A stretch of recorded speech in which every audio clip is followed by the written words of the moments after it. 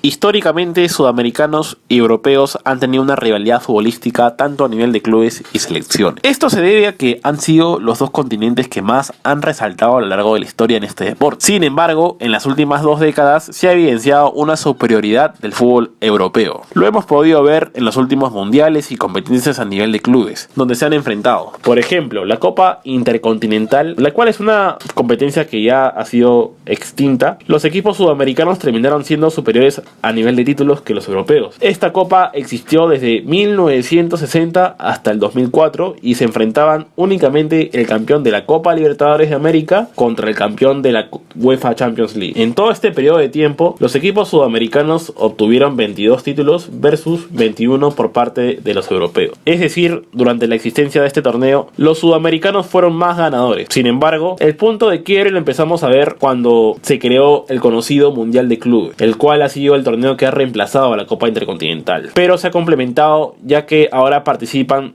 más confederaciones que antes no participaban. Este torneo existe desde el año 2000 hasta la fecha. En estos 20 años que han transcurrido desde el año 2000, Europa ha acumulado 13 títulos y Sudamérica solo 4. Y el último título obtenido por un equipo sudamericano fue en el 2010, cuando el Corinthians de Tite le ganó al Chelsea con gol del peruano Paolo Guerrero. Después de ahí, todo ha sido supremacía europea. Tanto así que algunos jugadores europeos menosprecian a este torneo, puesto que a priori lo consideran un título que es pan comido para ellos. Pero ahora repasemos los mundiales a nivel de selección. Desde el año 1930, que fue el primer mundial, hasta Rusia 2018, Europa ha conquistado 12 títulos versus 9 de Sudamérica, 5 de ellos de Brasil. Hasta el año 2002, que fue el último año donde una selección sudamericana ganó un título, que también fue Brasil, con un tremendo equipazo, por cierto, Sudamérica estaba por encima con un historial de 9 títulos versus 8 europeos. No obstante, después de aquel mundial, todos los demás ha sido supremacía europea. En el año 2014, Argentina estuvo muy pero muy cerca, pero lamentablemente la suerte no los acompañó. Yo creo que lo merecían más que Alemania, específicamente si hablamos solamente de ese partido, pero bueno, ya será tema para otro video. Ya habiendo repasado estas estadísticas históricas, podemos confirmar que el despegue del fútbol europeo sobre el sudamericano se ha vivido a lo largo de lo que va este siglo y es un hecho que sigue y seguirá muchos años más. Pero ¿por qué los europeos se han vuelto mejores? ¿A qué se debe? Es una pregunta que amerita pensar un poco más a fondo y analizar los factores que han determinado esta superioridad europea. En este video yo te voy a decir a título personal cuáles son estos factores que han posicionado al fútbol europeo por encima del sudamericano. Esta es una opinión netamente personal, ojo, es decir, no necesariamente es del todo cierto. Personalmente considero 3 factores influyentes que han determinado esta hegemonía europea. El primer factor y más importante es el económico, seguido el nivel de organización y por último el factor cultural. Cuando hablo de factor económico me refiero a la supremacía europea en cuanto a ingresos monetarios, es decir, en cuanto a dinero. La economía europea no se compara a la sudamericana en lo absoluto. Los clubes y federaciones europeas disponen de mayor dinero para poder implementar lo mejor posible la infraestructura y herramientas que necesitan los futbolistas para poder desempeñarse mejor en el campo de juego. Por ejemplo, la infraestructura que tienen los equipos europeos permiten que los jugadores puedan pulir y desarrollar sus destrezas y talento al máximo. Pueden potenciarse de la mejor manera. Por otro lado, los clubes sudamericanos carecen de espacios que son necesarios para que los jugadores puedan mejorar su rendimiento, sobre todo a nivel de menores. Y este es el aspecto más importante, porque de este va a depender del futuro del desempeño de los clubes y selecciones sudamericanas, sobre todo a nivel de clubes, pues no todos tienen similares realidades. En Sudamérica puedes ver equipos pobremente potenciados en primera división, incluso sin una cancha de entrenamiento propia. En países como el Perú,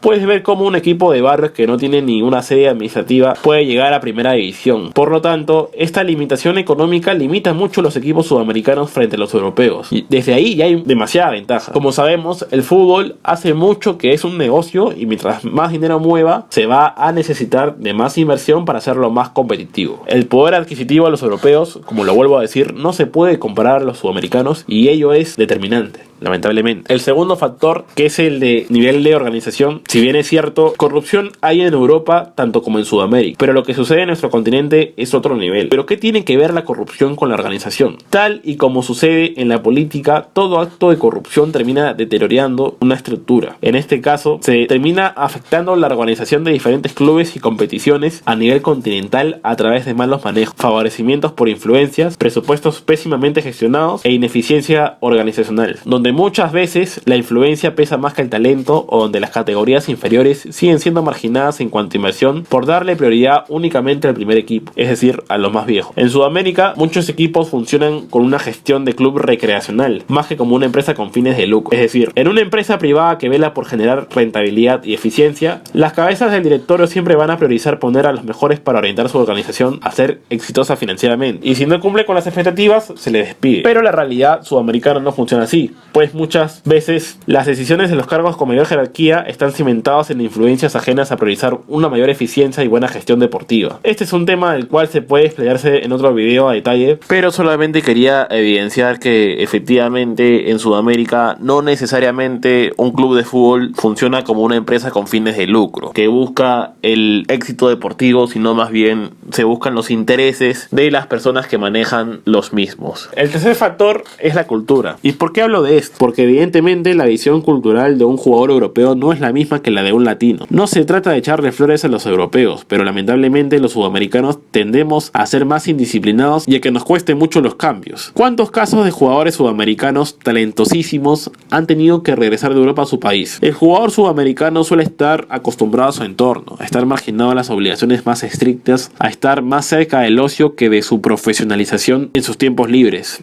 Eso nos cuesta mucho. La disciplina es necesaria para ser los mejores. Cada jugador elige el rumbo de su vida y muchos de los nuestros no salen de su zona de confort. No es ninguna casualidad que muchos no se adapten a los cambios de un fútbol más exigente. Ya para acabar este video solo quiero agregar un último comentario. ¿Cómo me gustaría volver a ver al fútbol sudamericano en la cima, compitiéndole de tú a tú al europeo? Lamentablemente esta realidad hoy es muy lejana. Si viéramos algún equipo o selección sudamericana triunfando sobre un europeo en un corto o largo plazo, solo será un accidente del destino. Los factores expuestos anteriormente difícilmente puedan revertirse incluso en décadas. Asimismo quiero ser claro, es verdad, Argentina y Brasil son los países que más cara han sacado por Sudamérica, es decir, son los máximos representantes. Por ahí Uruguay también un poco, a inicios de este deporte. Sin embargo, no quiero dejar de lado que países como Perú, Chile, Paraguay, Colombia, son países con grandes jugadores y que pueden llegar muy lejos, pero bueno, va a depender mucho de los factores que ya he expuesto.